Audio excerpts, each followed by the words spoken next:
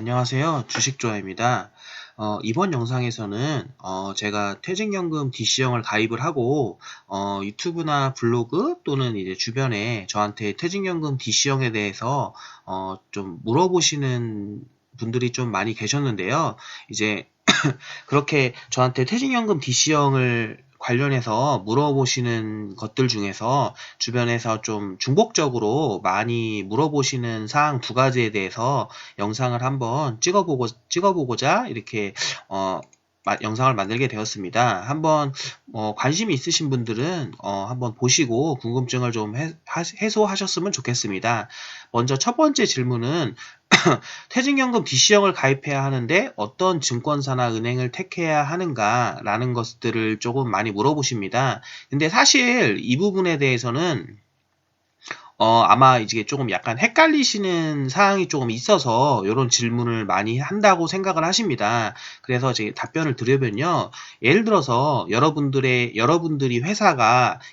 다니는 회사가 삼성전자라는 회사라고 이제 가정을 한번 해보겠습니다. 그러니까 이제 여러분들이 삼성전자라는 회사를 다니고 있고, 삼성전자 이제 회사에서 퇴직연금을 기존의 DB형에서 이제 DC형으로 전환을 하려고 이제 아마 그 회사에 있는 인사나 노무 후생 쪽에 이렇게 연락을 해보시면 아마 이제 회사에서 그 선택할 수 있는 주관사 리스트를 아마 줄 겁니다. 예를 들어서 뭐 삼성전자가 이렇다는 건 아니고요. 예를 들어서 뭐 국민은행, 신한은행, 삼성증권, 농협증권, 메리츠증권 뭐 이렇게 있다고 한번 해보겠습니다. 그러면은 이제 여러분들이 조금 제가 볼 때는 좀 헷갈려 하시는 부분들이 뭐가 있냐면 좀 약간 이런 식으로 생각하시는 분들이 있는 것 같습니다. 예를 들어서 내가 메리츠 증권을 선택을 하게 되면은 메리츠 증권에 있는 메리츠 증권에서 운영하는 펀드에 가입을 하게 되고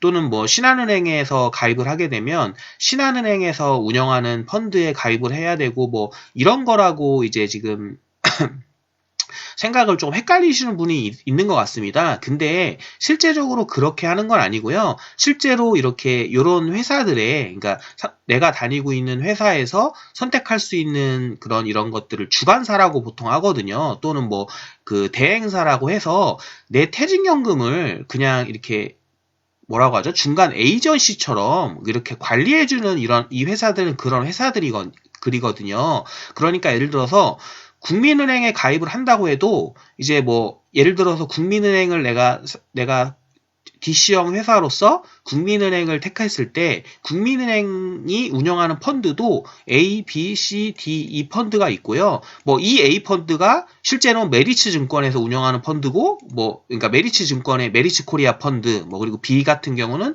삼성증권의 뭐 삼성 코리아 펀드, C는 신영 자산운용에서 운영하는 뭐 신영 마라톤 펀드 이런 식으로 다 될 수가 있는 겁니다. 그러니까 한마디로 얘네들은 그냥 내 퇴직연금을 이렇게 뭐라고 하죠? 내가 A 펀드를 사주세요, B 펀드를 사주세요, C 펀드를 사주세요라고 그렇게 이렇게 명령이나 이런 것들을 주문을 넣으면 그 업무를 대행해주는 기관이라고 보시면 될 것 같습니다. 간단하게. 그러니까 내가 이제 국민은행을 선택하든 뭐 신한은행을 선택하든 크게 상관없습니다. 근데 이제 한 가지 여기서 주의하셔야 될 점은 그 은행이나 증권사마다 예를 들어서 이게 관리하는 펀드는 좀 다릅니다. 그러니까 무슨 말이냐면 예를 들어서 내가 이제 이런 회사를 선택할 때 뭐 A랑 B라는 펀드를 실제로는 내 퇴직연금을 이제 DC형으로 전환을 했을 때 A라는 B 펀드에 내 퇴직금을 많이 붓고자 했습니다. 근데 이제 이 A라는 B 펀드가 국민은행이나 신한은행이나 삼성증권이나 농협증권에서는 A, B란 B 펀드에 그러니까 얘네가 그 제휴를 맺은 걸 겁니다. 이렇게 해가지고 상품 카테고리가 있을 수 있는데 예를 들어서 메리츠 증권은 없을 수가 있거든요. 그리고 반대로 예를 들어서 뭐 D 펀드나 E 펀드를 가입을 하려고 했는데 메리츠 증권이랑 뭐 국민은행 이런 애들은 D, E가 있는데 뭐 농협증권 같은 경우는 이런 게 없거든요. 그래서 만약에 혹시 어떤 특정한 펀드에 가입을 하시려는 목적으로 이렇게 주관사를 고르실 때는 당연히 예를 들어서 내가 뭐 E라는 펀드에 가입을 하려고 한다. 그러면은 내가 선택하는 주관사가 그 펀드를 그 펀드에 가입할 수 있는지, 그러니까 제휴가 돼 있는지 그런 것들은 확인을 해보셔야겠죠.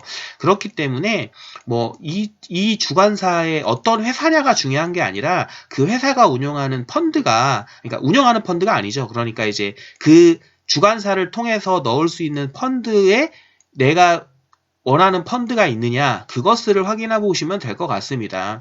그래서 요게 지금 첫 번째로 좀 많이 물어보시는 질문이고요. 그 다음에 이제 두 번째 질문이 제가 이제 저희 제 영상에서, 유튜브 영상에서 한 분이 이렇게 질문을 남겨주셨는데요. 이제 제가 볼 때는 좀 요렇게, 요 분도 제가 볼 때는 약간 그거에 대해서 궁금해 하셨는데, 뭐 요런 것들에 대해서 약간 조금 그 전환됐을 때에 어떻게 그 DB형에서 DC형으로 전환될 때 그런 과정에 대해서 정확하게 좀 이렇게 모르시기 때문에 이런 질문들을 하신다고 생각하는데요.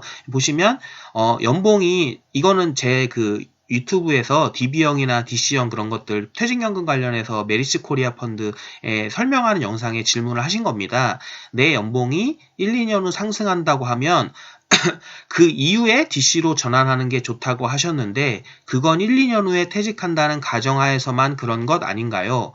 DB는 퇴직 직전 3개월 평균 임금을 기준으로 지급하기 때문에 퇴직 시기까지의 임금 상승률을 고려해서 DC로 전환을 할지 말지를 정하면 되지, 특정 시기에 연봉이 많이 오른다고 그 이후에 DC로의 전환을 생각하는 게 맞나 싶은 생각이 들어서요. 제가 솔직히 말씀드려서 이분이 질문하시는 포인트를 정확하게는 이해를 잘 못했는데요. 제가 생각할 때는 이게 대충 맥락은 그 DB형에서 DC형으로 전환될 때 그거에 대해서 약간 조금 헷갈리셔 하셔가지고 이런 질문을 하시는 것 같거든요. 그래서 제가 뭐 요거에 대한 답변을 명확하게 드린다기보다는, 왜냐하면 제가 요 질문 자체를 아주 명확하게 이해한 건 아니기 때문에 그냥 DB형에서 DC형으로의 전환되는 과정에 대해서 제가 이제 한번 설명을 드리고, 제가 그 1, 2년 후 상승한다고 하면 그 이후에 DC로 전환하는 게 좋다고 하셨는데, 요거에 대해서 제가 설명을 한번 드리면 아마 이분이나 뭐 따르게 보통 다른 분들도 이렇게 넘어가는 과정을 잘 모르시거든요. 그거에 대해서 제가 한번 설명을 드려보도록 하겠습니다. 그러니까 제가 이제 설명을 드리는 부분은 이런 부분입니다. 예를 들어서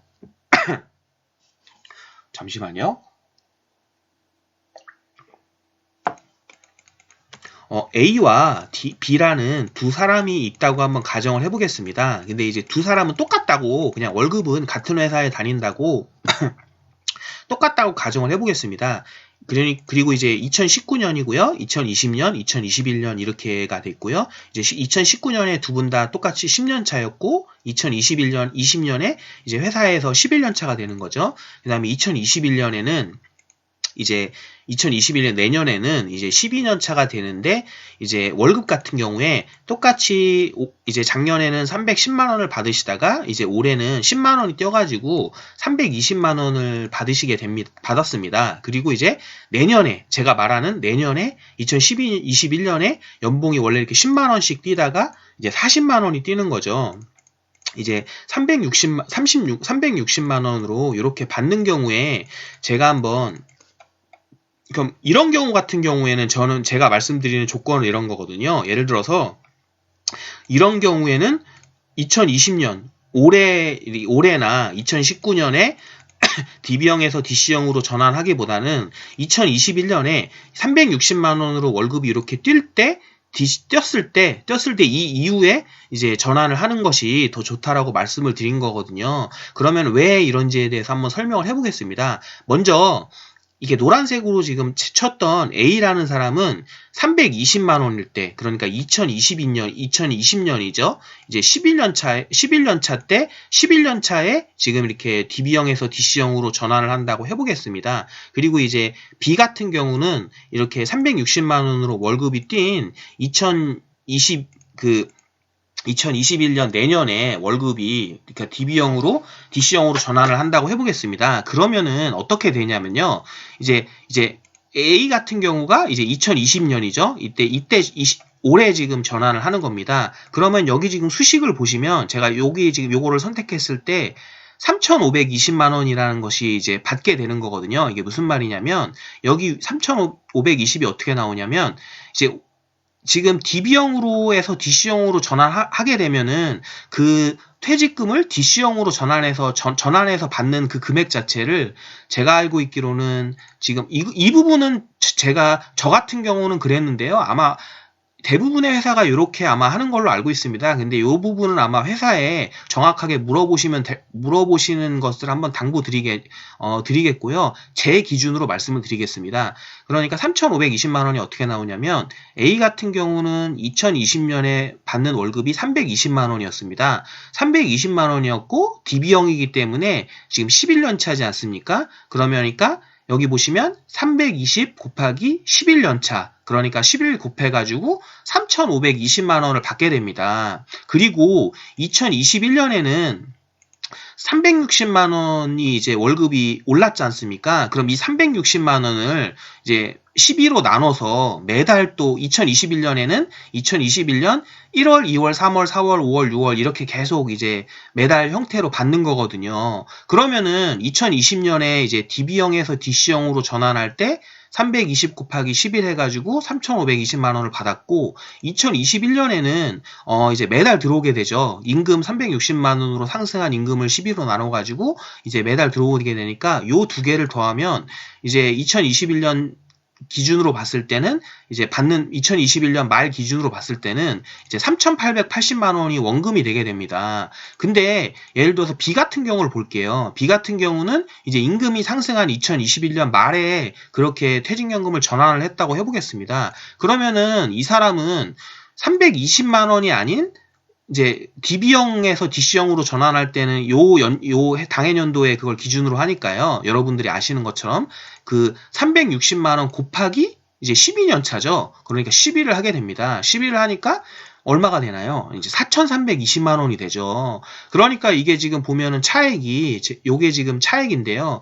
440만 원이 발생을 하게 됩니다. 그러면은 불과 1년 차인데 원금이 이렇죠. 3,880만 원이 A 같은 경우는 원금이고 B 같은 경우는 뭐 4,320만 원이 원금이 되게 됩니다. 그러면은 뭐 물론 이제 뭐 펀드 같은 것들을 잘 가입을 해서 펀드의 성적이 잘 나와서 이제 뭐 3,520만 원은 1년 정도가 투자가 됐죠. 1년 정도가 투자가 됐으니까 뭐 이게 뭐 10% 이상 한 20% 가까이 수익이 난다면은 뭐 이거 4,320만 원보다 더 이제 금액을 넘어설 수도 있겠지만, 근데 솔직히 뭐 조사를 해보시면 알겠지만 1년에 막 10% 20%가 이렇게 어려운 경우도 많이 있거든요. 그래서 제가 이제 이런 것들을 말씀을 드린 겁니다. 그러니까 무슨 말이냐면 이제 1년 정도나 이런 것들은 뭐 2년 정도나 이 정도는 이제 뭐 펀드가 엄청나게 뭐 잘하고 운영을 잘하거나 아니면 코스피나 코스닥 지수 자체가 엄청난 대세 상승기에 접어들지 않는 이상은 요 곱하기 하는 요 연봉 상승 곱하기 12년도 자기 근속 연수 한 거를 좀 뒤집기가 힘들거든요. 그래서 이런 개념에 대해서 한번 말씀을 드린 겁니다. 그래가지고 요 영상에 대해서 한번 좀 생각을 해보셨으면 좋겠고요. 다음 영상에서는 제가 그러면은 간략하게 이렇게 시나리오를 한번 이렇게 짜봤습니다. 이렇게 연도별로 이제 뭐 어느 정도 수익률을 거둬야지 이제 과연 수익이 날까에 대한 그런 것들을 찍어봤으니까요. 이번 영상을 마치고 다음 영상에는 요거를 한번 설명드리는 시나리오, DB형에서 DC형으로 전환했을 때 어느 정도 수익이 나야 이제 DB형을 이길 수 있을까에 대해서 한번 설명드리는 영상으로 찾아뵙도록 하겠습니다. 예, 감사합니다.